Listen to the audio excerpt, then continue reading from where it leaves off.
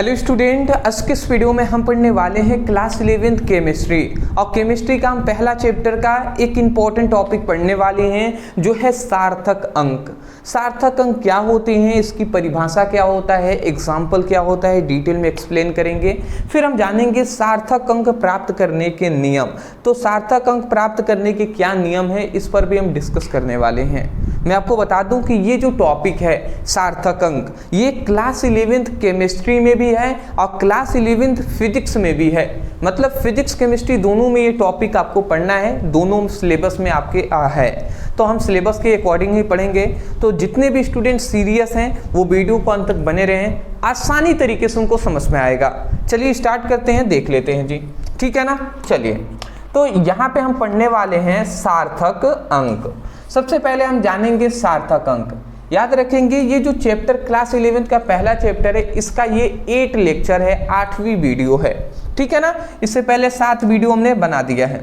चलिए जी, यहाँ पे मैं आपको बता दूं, यहाँ पे सार्थक अंक किसे कहते हैं। तो किसी भौतिक राशि का, यहाँ पे समझिएगा, किसी भौतिक राशि को यथार्थपूर्वक व्यक्त करने के लिए प्रयोग में लाए गए अंक को क्या कहते हैं, सार्थक। मतलब प्रयोग में लाए गए अंकों की संख्या को सार्थक अंक कहते हैं। मतलब समझ में आ रहा है आपको।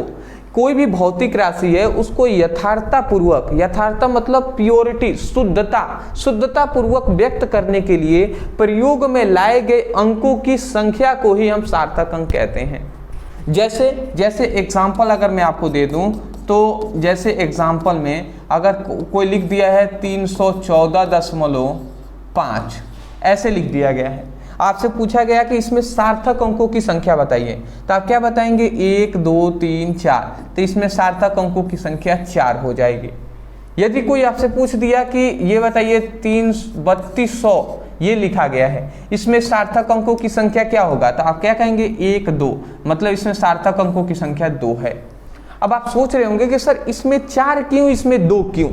तो ये आपको पता चलेगा जब हम आपको बताएंगे कि सार्थक अंक प्राप्त करने के नियम, सार्थक अंक प्राप्त करने के नियम बताएंगे, तब आपको समझ में आएगा। अभी केवल यही बात बताया जा रहा है कि कोई भी भौतिक राशि है उसको यथार्थपूर्वक व्यक्त करने के लिए, ठीक है ना, प्रयोग में लाए गए अंकों की संख्या को सार्थक अंक कहते हैं। जैसे मैं आपको बताना चाहूँगा, जैसे कि मान लेते हैं 314.478 है, ठीक है ना। ऐसे आपको ये अंक आपको दे दिया गया। तो अब ये क्या है, ये एक भौतिक राशि है। अब ये भौतिक राशि है, इसको हमें यथार्थपूर्वक, इसको प्योरिटी में हमें व्यक्त करना है। तो इसको क्या करेंगे, 314 तो ये होगा ही। और रूल ये कहता है कि अगर ये तीसरा अंक 5 से अधिक है तो एक इसमें बढ़ जाएगा, यही ना का रूल कहता है जी। तो इसमें एक और बढ़ जाएगा, ये 5 से अधिक है तो ये हम क्या लिख देंगे, 4, और इसको 8 लिख देंगे। फिर और भी इसको अगर हम कम करना चाहें तो रूल कहता है ये 5 से अधिक है तो एक इसमें बढ़ जाएगा। तो इसका मतलब 100 क्या हो जाएगा, 314.5 हो जाएगा। तो देखिए, कोई भी भौतिक राशि है उसको यथार्थपूर्वक व्यक्त करने के लिए प्रयोग में लाए गए अंकों की, ये जो अंकों की जो संख्या है, संख्या कितनी है, 4 संख्या है ना, तो संख्या को ही हम क्या कहते हैं, सार्थक अंक कहते हैं। यही बात यहाँ से हम बोल रहे हैं कि किसी भौतिक राशि को यथार्थपूर्वक व्यक्त करने के लिए प्रयोग में लाए गए अंकों की संख्या को ही हम सार्थक अंक कहते हैं, ठीक है। मैं आशा करता हूं कि आपको समझ में आ गई होंगी। अभी हम आपको और भी बताएंगे, डिस्कस करेंगे। यहाँ पे एक बात जानिएगा, निश्चित और अनिश्चित अंक ये क्या होते हैं जी। तो यहाँ पे कह रहा है कि सामान्यतः मापन से प्राप्त सार्थक अंकों में अंतिम जो अंक होगा, अंतिम अंक वो अनिश्चित होगा और शेष अंक क्या होगा, निश्चित अंक होंगे। जैसे कि इसी का हम एग्जाम्पल ले लेते हैं। एग्जाम्पल में हम इसी का लेकर दिखा दें आपको। जैसे कि यहाँ पे कितना है, 314.5 है। तो देखिए, ये एक क्या है, मापन से प्राप्त सार्थक अंक है। इसमें जो अंतिम अंक है 5, तो ये हमारी क्या हो जाएगा, ये अनिश्चित अंक हो जाएंगे, अनिश्चित अंक हो जाएगा। ये जो हमारा शेष जो बचा हुआ भाग है, बचा हुआ अंक है, ये क्या हो जाएगा हमारा निश्चित अंक हो जाएंगे, निश्चित अंक हो जाएंगे। ठीक है ना। तो यही बात लिखा गया, मापन से प्राप्त जो सार्थक अंक है उसमें जो अंतिम अंक है, अंतिम अंक अनिश्चित अंक, शेष जो अंक है वो निश्चित अंक होते हैं। मैं आशा करता हूँ आप समझ गए होंगे। स्क्रीनशॉट ले लीजिए। हाँ जी, बहुत ही अच्छी बात है। चलिए अब हम जानेंगे, यही सबसे मेन इंपॉर्टेंट है, जो है सार्थक अंक प्राप्त करने के नियम। यही जो स्टूडेंट समझ गए वो सब समझ गए, और जो नहीं समझे वो कुछ नहीं समझे। तो समझिएगा, सबसे पहली बात, आपको ये सार्थक अंक प्राप्त करने के लिए क्वेश्चन आता है। तो देखिए, सबसे पहला सार्थक अंक प्राप्त करने का पहला नियम है। पहला नियम क्या है? पहला नियम ये समझिएगा, कह रहा है कि सभी अशून्य अंक सार्थक अंक कहलाते हैं। जितने भी अशून्य अंक हैं, अशून्य का मतलब शून्य नहीं है, ठीक है ना, जैसे कि 1 2 3 4 5 ये सभी अशून्य अंक है, शून्य तो है नहीं, अशून्य अंक है, तो ये सभी सार्थक अंक कहलाएंगे। जैसे कि एग्जाम्पल से अगर मैं कहूँ तो एग्जाम्पल आप इसका ले सकते हैं, जैसे कि 305 मतलब 3154, तो ये है, इसमें सार्थक अंकों की संख्या पूछ ले तो क्या कहेंगे आप? 4 है। देखिए, सभी अशून्य अंक है कि नहीं है? कोई भी शून्य है? नहीं है, तो ये सभी हमारे सार्थक अंक कहलाएंगे।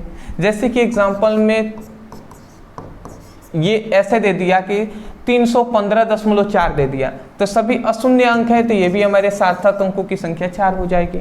जैसे कि आपको एग्जाम्पल में और भी दे सकता है कि 3200 दे दिया, 3200, तो देखिए यहाँ पे अशून्य अंक कितने हैं? अशून्य अंक, देखिए ये अशून्य अंक है, ये अशून्य अंक है, ये तो दोनों शून्य अंक है, तो शून्य अंक को छोड़िए, अशून्य अंकों की संख्या 2 है ना, तो यही 2 अशून्य अंक ही सार्थक अंक कहलाएंगे।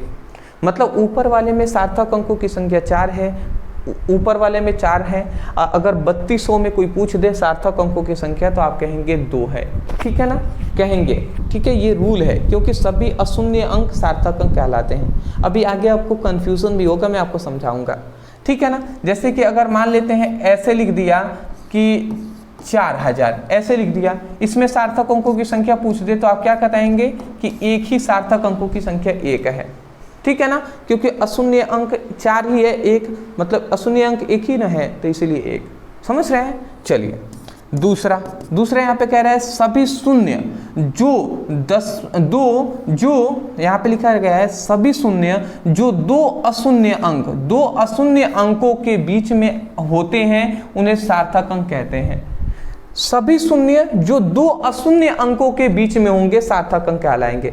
जैसे कि एग्जाम्पल में यहाँ पे दे दूं तो एग्जाम्पल से समझिएगा, जैसे कि यहाँ पे लिख दिया गया 4005, ऐसे लिख दिया गया, तो यहाँ पे लिखा गया है कि सभी मतलब सभी शून्य, ये सभी शून्य है, सभी शून्य जो 2 अशून्य अंकों के बीच में होते हैं। 2 अशून्य अंक, देखिए ये अशून्य अंक है, ये अशून्य अंक है, तो 2 अशून्य अंकों के बीच में जो शून्य अंक भी होंगे वो भी हमारे सार्थक अंक ही कहलाएंगे। इसका मतलब इसमें सार्थक अंकों की संख्या 1 2 3 4, तो 4 हो जाएगी, समझ रहे हैं।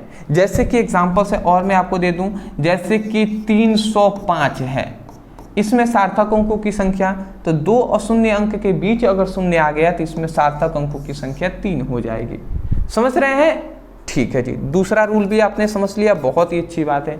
तीसरा कह रहे हैं कि सभी शून्य जो दशमलव के दाईं ओर तथा अशून्य के बाईं ओर हो वो सार्थक अंक नहीं होते हैं। मतलब सभी शून्य जो दशमलव के क्या हो, दशमलव के बाईं ओर, ठीक है ना। देखिए यहाँ पे लिखा गया है कि सभी शून्य जो दशमलव के दाईं ओर और अशून्य अंक की बाईं ओर हो, अशून्य अंकों की क्या हो, बाईं ओर हो, वो हमारी सार्थक अंक नहीं होते हैं।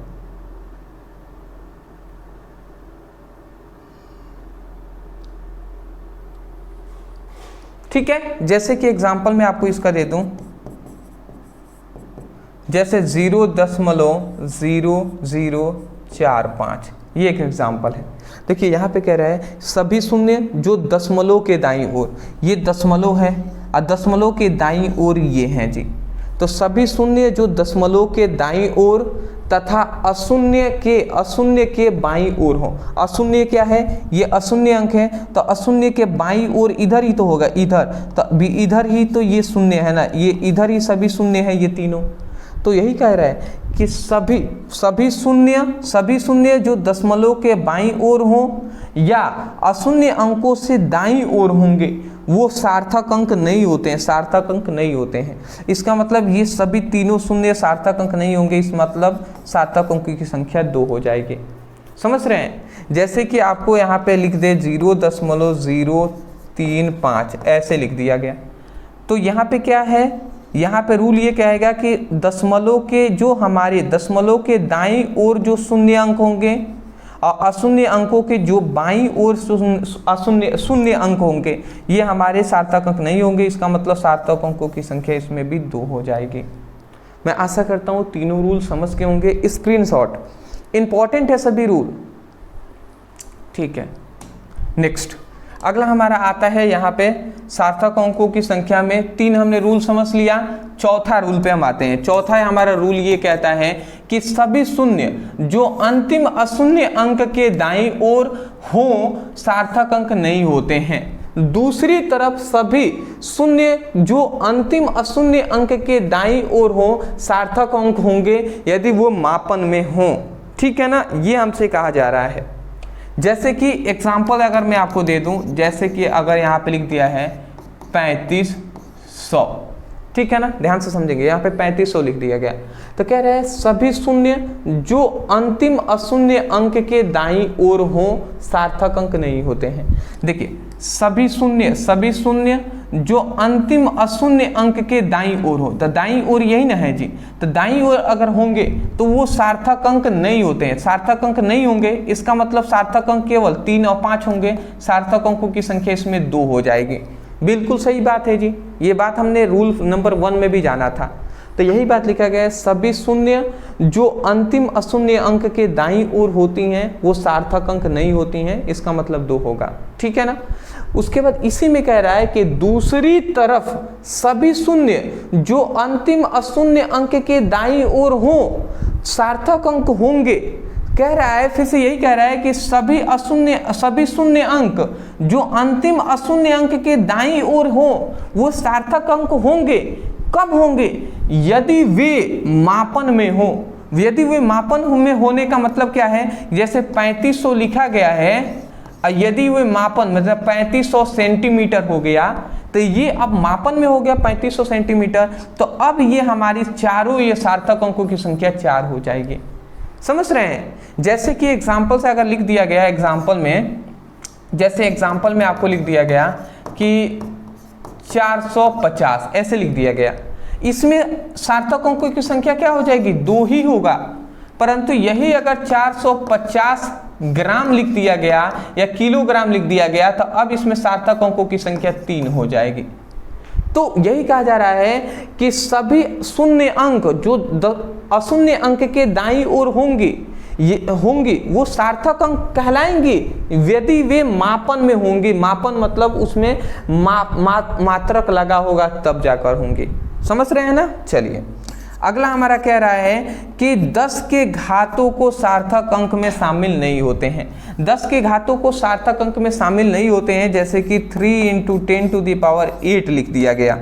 इसमें कोई हमसे पूछ दे सार्थक अंकों की संख्या, तो 10 के घात जो होते हैं ये सार्थक अंक नहीं कहलाते हैं, तो इसको छोड़ दीजिए। तो बचा क्या? ओनली 3। तो इसका मतलब सार्थक अंकों की संख्या 3 हो जाएगा। जैसे यहाँ पे लिख दिया गया 4 × मतलब ऐसे लिख दिया गया 491.10 के घात 2 ऐसे लिख दिया गया। तो यहाँ पे अगर पूछा जाए तो 10 के घात 2 ये सार्थक अंक नहीं होंगे, तो यही ना बचे जी 4, 5, 1। तो इसका मतलब सार्थक अंकों की संख्या 3 हो जाएगी। ये बात ही कहा गया जी, ठीक है ना।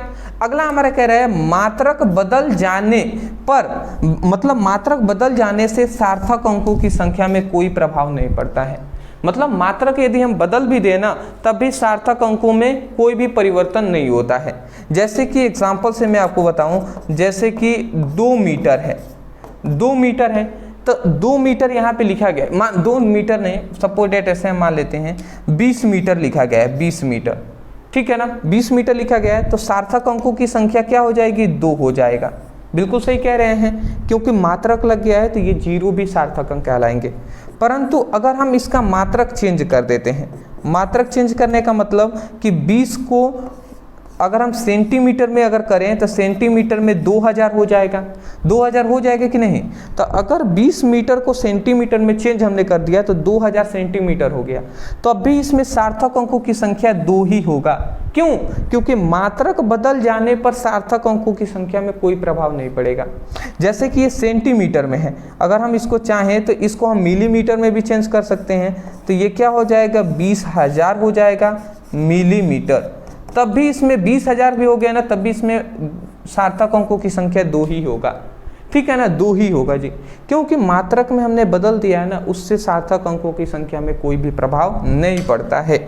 ठीक है ना, तो आशा करता हूँ कि आज का ये वीडियो हमने जो सार्थक अंक बताया है, आपको सिखाने का प्रयास किया है, वो समझ में आए होंगे। अदरवाइज मैं यही कहूँगा, वीडियो पसंद आया तो वीडियो को लाइक करने के साथ साथ चैनल बने होंगे सब्सक्राइब कर दीजिएगा। डिस्क्रिप्शन बॉक्स में लिंक है, आप जाइए वहाँ से अपनी अच्छे तरीके से स्टडी कीजिए। Thank you so much for watching this video. Thank you.